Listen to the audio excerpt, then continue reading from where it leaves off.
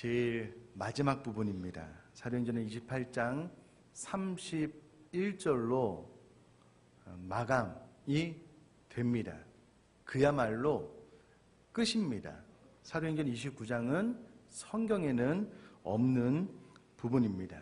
자, 그렇다면 성경은 한 번 기록되고 교종 수종하는 책이 아니기에 이 사도행전 28장 제일 마지막 마무리 부분을 저는 오늘 이렇게 마무리를 한 것이 너무 아쉬운 거예요. 왜 이렇게 마무리를 할까? 왜 그렇게 했을까라는 생각이 자꾸 듭니다. 우리가 잘 아는 대로 마태복음 28장 마지막 부분을 보면은요, 18절부터 20절까지 이렇게 기록이 되어져 있습니다. 예수께서 나와 말씀하여 이르시되, 예수님께서 직접 나와서 말씀하여 이르신 것을 기록하고 있습니다. 하늘과 땅에 모든 권세를 내게 주셨으니 그러므로 너희는 가서 모든 민족을 제자로 삼아 아버지와 아들과 성령의 이름으로 세례를 베풀고 내가 너에게 분부한 모든 것을 가르쳐 지키게 하라. 볼지어다 내가 세상 끝날까지 너희와 항상 함께 있으리라 하시니라. 그럼 마태복음이 이렇게 마무리를 했다면 사실 마태복음과 비교할 수 없는 폭발적인 부흥의 역사가 사도행전에 있었거든요. 그러면 사도행전의 제일 마지막 부분을 예를 들어서 내가 서기 AD 2000년이 될 즈음에 약 20억이나 되는 그리스도인들을 하나님 앞으로 돌아오게 역사하겠다. 이렇게 32절이 기록이 된다면 이때 당시에 억 단위의 인구를 잘 생각하지 못했던 사람들이 20억이라는 말을 듣고 얼마나 감동 깊게 이 성경을 읽고 마무리를 할 수 있을까? 사실 그 대목은 실현이 되었거든요. 그런데 애매하게 마지막 부분에서 유대인들이 복음을 잘 영접하지 않은 부분에 대해서 굳이 이사야의 말씀을 예로 들어서 어정쩡하게 마무리를 하고 있다라는 겁니다. 아니, 좀 더 강력한 명령으로 끝나면 좋았을 텐데 라는 아쉬움이 많이 남는 대목입니다. 말씀을 준비하면서 사자성 하나가 딱 떠오르더라고요. 용두삼이라고 시작은 용인데 머리는 용인데 끝은 뱀꼬리처럼 끝난 듯한 느낌이 어찌되었건 이 사도행전 28장 마지막 부분을 읽고 말씀을 준비하는데 생각이 드는 겁니다. 이 부분에 대해서 좀 이따 말씀을 드리도록 하겠고요. 본문의 말씀을 좀 잠깐만 요약해서 말씀을 드리면 사도 바울이 유라굴로라는 엄청난 광풍, 죽음의 위기를 뚫고 로마에 들어오게 되었습니다. 로마에 있던 유대인들이 사도 바울이 온다라는 소식을 듣고 사도 바울을 만나서 복음을 듣기를 원하는 마음이 있었던 것 같습니다. 우리가 읽은 23절 말씀 보니까 그들이 날짜를 정하고 많은 사람이 사도 바울을 보러 오는데 이 집이 셋집이었기 때문에 세를 내면서 잠깐 거하는 집이었기 때문에 그렇게 넓지 않았던 것 같아요. 그러니까 날짜와 시간을 정하고 사도 바울을 만날 수밖에 없는데 그래도 많은 숫자가 와서 사도 바울을 만났던 것 같습니다.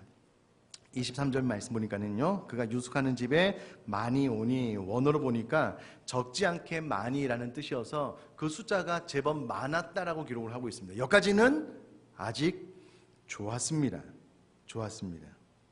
그래서 그들을 향하여 사도 바울이 아침부터 저녁까지 23절 말씀 보니까는요, 계속해서 강론을 했는데 그들에게 어떻게 됐든 이 복음에 대해서 더 자세하게 설명했다라는 그런 뜻입니다. 그러면 무엇을 가르쳤느냐라고 했을 때에 정확하게 누가는 핵심적으로 하나님의 나라와 예수 그리스도에 대해서, 특별히 예수님에 대해서는 구약 성경을 전체를 사용하여서 예수 그리스도에 대해서 전했다라고 설명을 해주고 있습니다. 자, 문제는 24절입니다.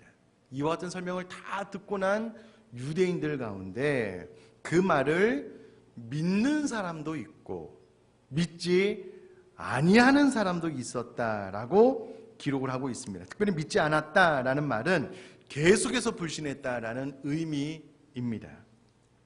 이 부분에 대해서 일단은 많은 숫자가 사도 바울에게 와서 복음을 들었는데 두 갈래로 나뉘어지게 된 겁니다. 믿는 사람과 믿지 않는 사람.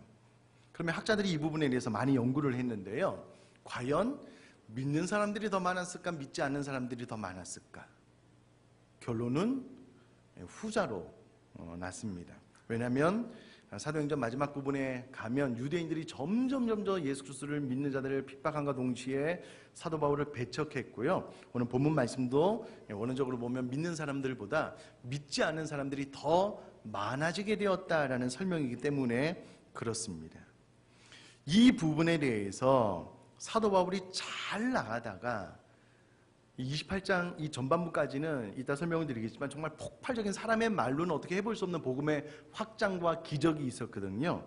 근데 마지막 부분에 애매하게 이사야 말씀을 예로 들면서 이 백성에게 가서 말하기를 너희가 듣기는 들어도 도무지 깨닫지 못하며 보기는 보아도 도무지 알지 못하는도다. 이 말씀은 사도 바울이 이사야가 하나님 앞에 부르심을 받았을 때에 하나님께서 이사야에게 네가 가서 유대인들에게 이스라엘 백성들에게 복음을 전한들 그들이 잘 복음을 받아들이지 않을 것이기 때문에 그거 개의치 말고 너는 네 사명을 잘 감당하라라는 의미로 주신 말씀이 26절에 이제 끌어와서 하는 말씀이고요.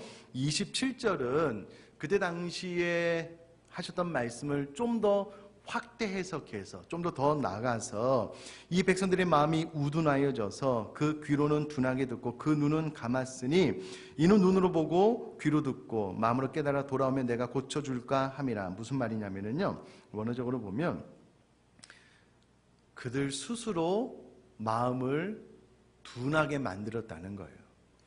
그들 스스로 귀를 둔하게 만들었다는 거예요. 그들 스스로 눈을 감아버렸다는 겁니다.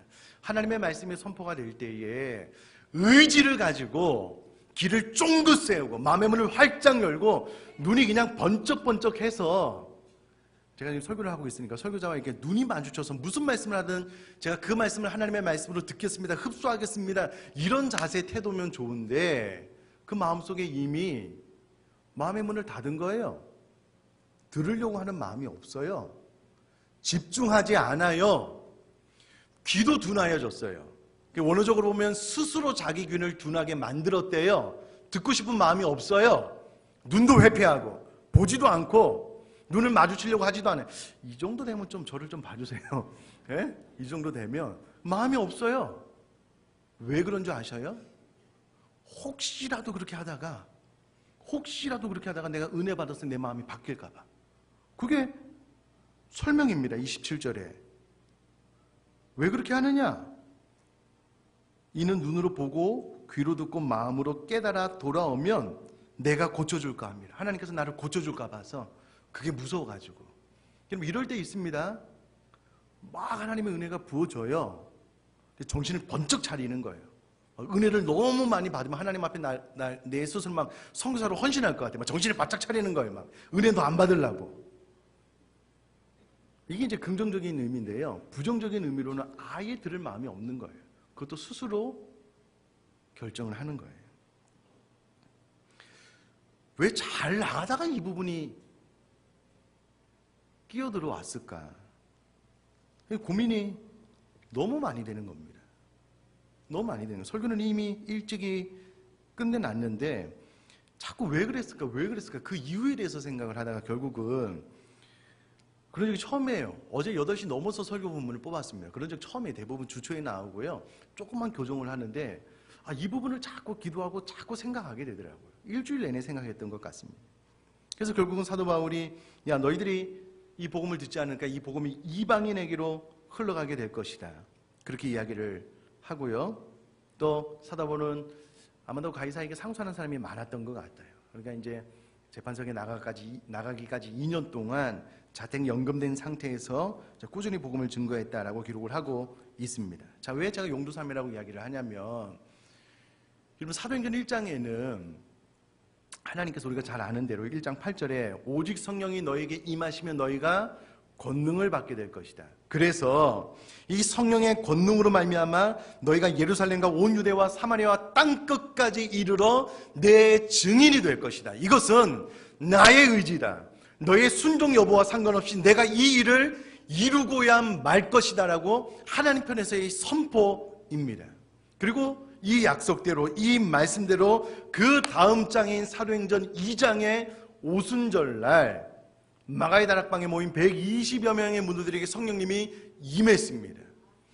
그리고 나서 어떤 역사가 나타났냐면 그들이 각자 방언으로 이야기하는데요. 각자 다른 말로 방언을 하는 거예요. 다른 나라에 살다가 온 유대인들이 와서 자기 나라의 언어, 물론 유대인이었지만 그 민족에게로 가서 사는 언어들을 막 말을 하는데 한 번도 그들이 배워본 적이 없는데 그 언어로 이야기를 해서 알아듣는 거예요. 깜짝 놀랄 일이 사도행전 2장에 나타나게 됩니다. 여러분, 이날에 신도의 수가 단번에 3,000명이나 늘어났습니다. 자, 퀴즈요. 이 3,000명이 유대인들이었을까요? 이방인들이었을까요? 유대인들이었습니다. 유대인들이었어요. 물론 그 중에 이방인이 몇이 있겠지만 대부분이 유대인들이었습니다. 유대인들에게 성령님이 임했고요. 단번에 3,000명이나 회개하고 돌아왔습니다. 단순히 예수 그리스도를 믿어 구원받았다라는 것을 기뻐하고 자기들이 원하는 삶을 산 것이 아니라 성경의 가치 그대로 자신의 모든 물건을 팔아 서로 통용하는 일까지 발생하게 되었습니다. 하나님을 찬미하고 각 가정에서 떡을 나누니 구원받는 사람이 날마다 더하게 되었다라고 2장에 기록을 하고 있습니다. 3장에는 베드로와 요한이 안전뱅이를 고치게 되고요. 베드로 요한이 담대하게 복음을 증거하게 되니 4장에 4절 말씀을 들은 사람 중에 믿는 자가 많으니 남자의 수가 약 5천이나 되었더라. 두 번째 퀴즈요. 이 5천 명은 유대인이었을까 이방인이었을까요? 유대인들입니다. 유대인들. 이방인들 개종이 몇 있었겠죠? 대부분이 유대인들입니다. 그럼 초창기에 유대인들에게 성령님의 임하심이 강하게 나타났습니다. 예수님의 12제자들도 다 유대인들입니다. 이방인들이 아니에요.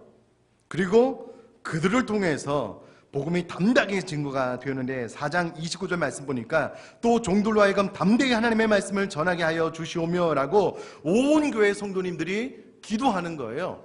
내가 복음을 힘있게 증거할 수 있도록. 5장에 보니까 많은 표적과 기사가 일어나고 사도들이 옥에 갇혔는데 옥문이 열리는 기적이 나타나고요. 6장 1절에 그때의 제자가 더 많아졌는데 3,000명, 5,000명 정도가 아니라 더 많아져서 숫자를 헤아리기 어려울 정도로 초대교회 당시에 많은 유대인들에게 부흥의 역사가 있었습니다. 숫자가 너무 많이 일어나니까 구제하는 일에 허점이 드러나는 거예요. 7 집사님을 세우게 됩니다. 근데 여러분, 교회가 이 복음을 담대하게 증가할 수 있도록 기도했거든요. 그랬더니 7 집사님 가운데 7장에 보니까 스데반 집사님이 베드로보다 더 많은 구절을 설교하면서 돌에 맞아 순교하는 장면이 나옵니다. 여러분, 사도들이 첫 순교가 아니고 평신도였던 스데반 집사님이 첫 순교가 사도행전 7장에 기록이 되고 있습니다. 8장에 빌립 집사님의 전도, 9장에 사도 바울의 회심 이후로 1차, 2차, 3차 전도 여행을 통해서 소아시아 지역뿐만 아니라 유럽까지 복음이 힘있게 확장되어진다라는 것이 역사적인 사실로 드러나게 되었습니다. 그야말로 복음의 폭발적인 부흥이 계속해서 기록되다가 사도행전 28장 초반 부분까지만 해도 사도 바울이 로마로 압송되는 과정 가운데 유라굴로라는 엄청난 관풍을 만나서 276명이 우리가 이제 다 죽게 되었다라고 할 때 사도 바울이 위로했거든요. 걱정하지 말아라. 하나님께서 간밤에 나에게 나타나셔서 생명에 지장이 없겠다라고 말했다. 자, 떡 먹고 힘내자. 다 살아났습니다. 그래서 로마까지 왔거든요. 그러면 사도행전의 제일 마지막 부분에 1장부터 계속해서 상상을 뛰어넘는 부흥 폭발적인 기적이 막 일어나다가 28장 제일 마지막에 2000년대가 되면 20억 이상의 그리스도인들이 하나님 앞으로 돌아오게 될 것이다.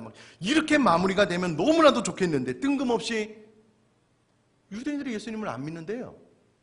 그래서 구약의 이사야의 예언이 이루어진 거래요. 이렇게 끝이 나니 김이 빠지는 거예요. 김이. 아니 그러면 28장 초반부까지 있었던 이 놀라운 역사는 뭐냐고요.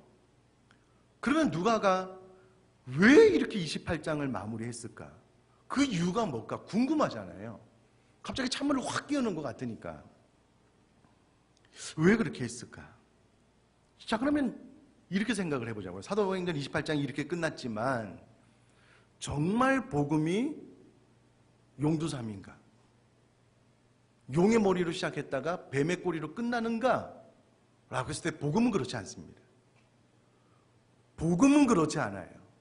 잘 아시다시피 AD 61년, 62년경에 사도행전이 기록이 되었는데 64년경에 로마의 대화재 이후로 이 로마라는 나라가요, 네로 황제가 이 기독교인이 이와 같은 화재를 일으켰다라는 소문을 내기 시작하면서 더 본격적인 핍박이 일어나다가 도미티안 황제 때는 아예 그냥 기독교인들의 씨를 말리려고 아예 핍박이라는 말로 설명할 수 없는 환난과 고난이 믿는 자들에게 다가오게 됩니다. 그 중심에 로마가 있었다니까요.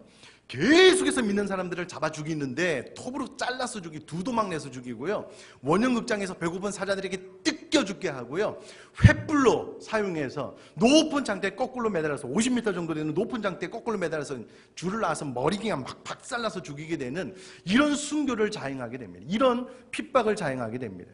그때 많은 그리스도인들이 예수 그리스도를 믿는다는 이유로 순교했지만 복음을 저버리지 않았습니다. 결국 이 로마라는 나라는요, AD 313년 밀라노 칙령에 의해서 기독교를 공인하게 됩니다.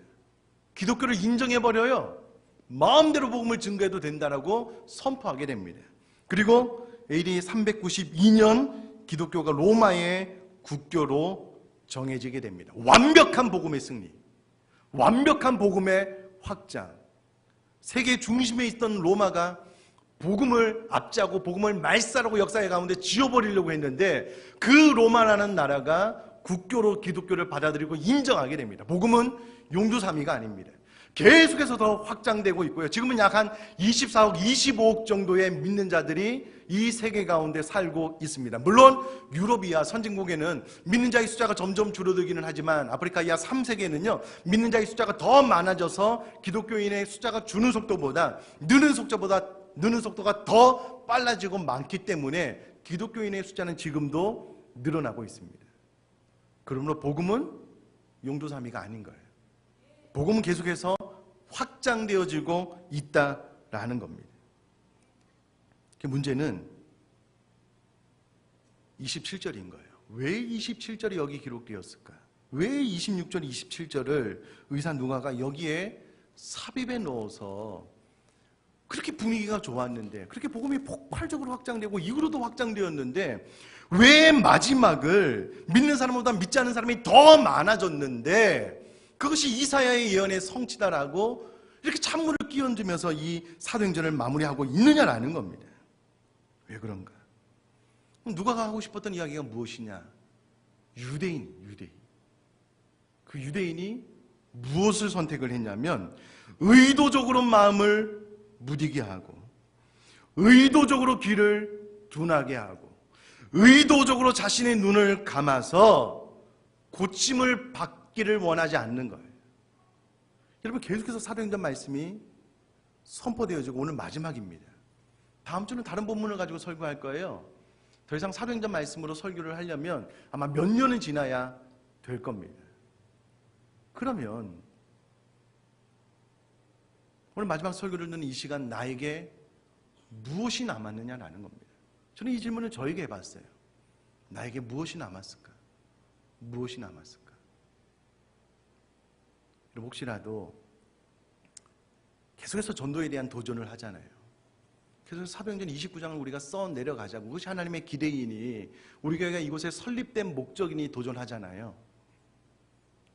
물론 다는 아니겠지만 대부분이 이 말씀에 순종하여 전도하고 최선을 다하겠지만 어떤 분들은 여전히 마음이 둔하여져 있는 거예요. 아니요. 보다 더 정확하게 이야기하면 스스로 마음을 둔하게 만드는 거예요.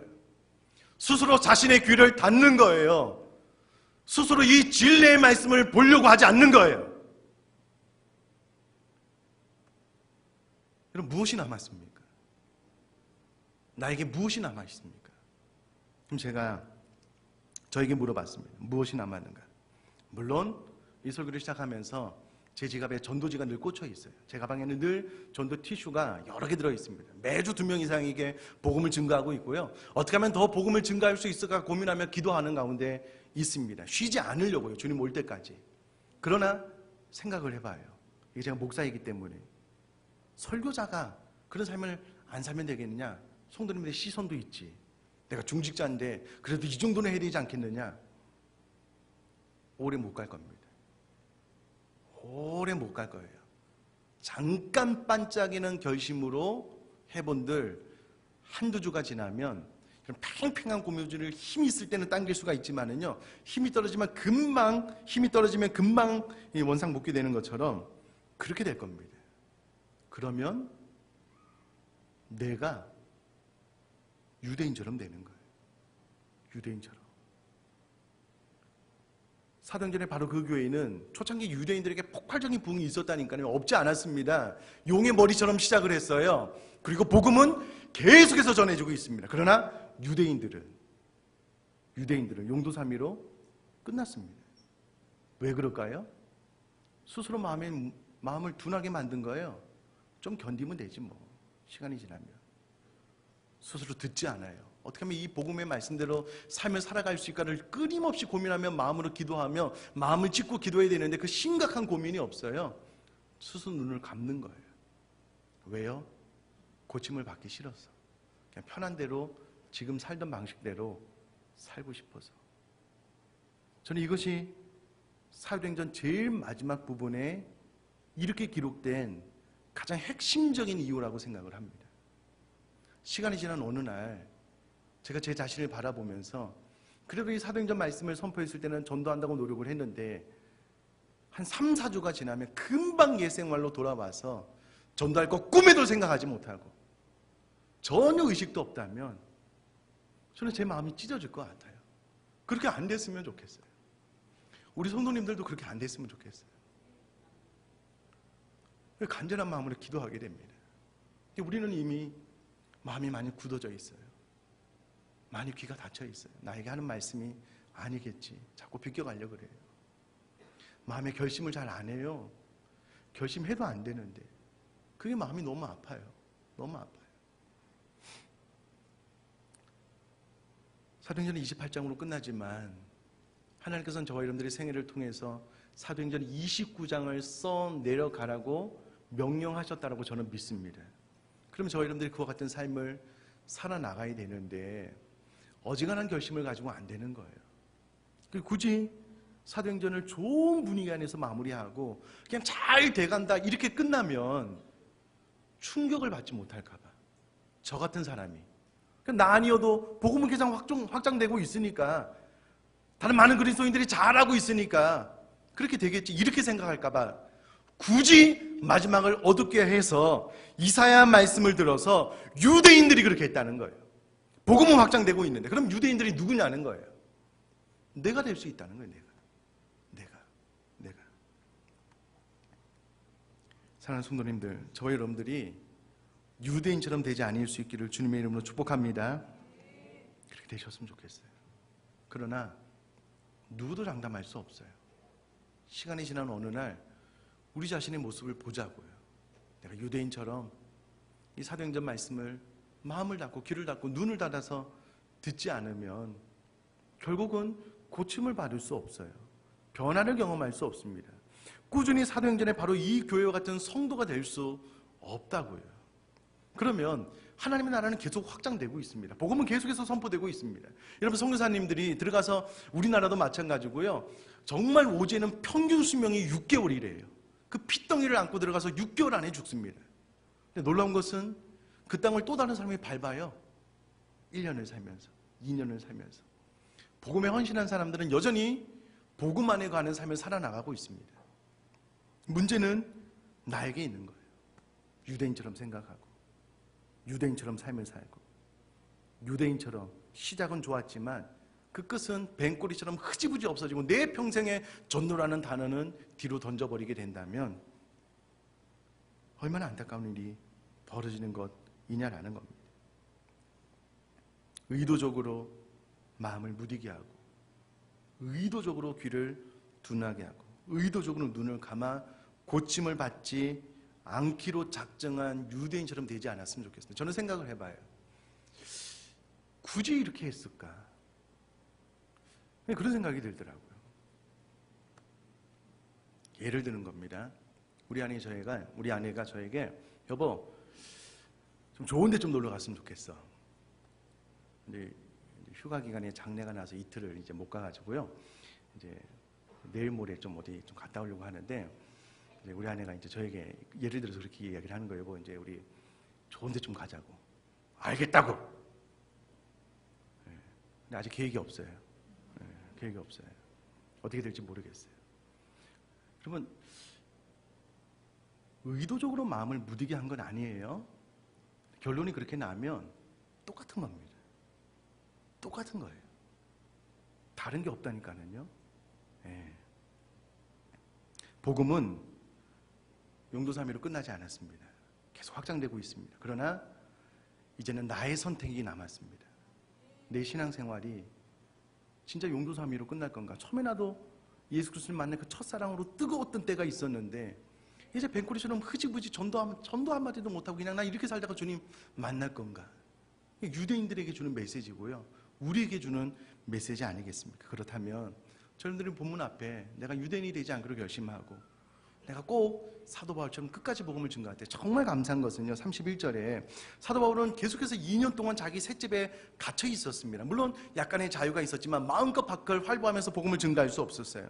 그에게 찾아오는 사람들에게만 복음을 증거할 수 있었지만, 그러나 혹은 과거처럼 폭발적인 부흥이 있지는 않았지만, 그러나 사도 바울은 하나님의 나라를 전파하며 주 예수 그리스도에 관한 모든 것을 그가 있는 곳에서 담대하게 거침없이 가르쳤다라는 내용으로 사도행전이 끝이 납니다. 그렇다면 저와 여러분들도 이 31절 말씀이 나의 말씀이 되어서 내가 어느 곳에 있든 나도 하나님의 나라를 위해서 헌신하고 나도 예수 그리스도를 거침없이 증거하는 삶의 현장에서 살아나갈 수 있게 되기를 제가 주님의 이름으로 축복합니다.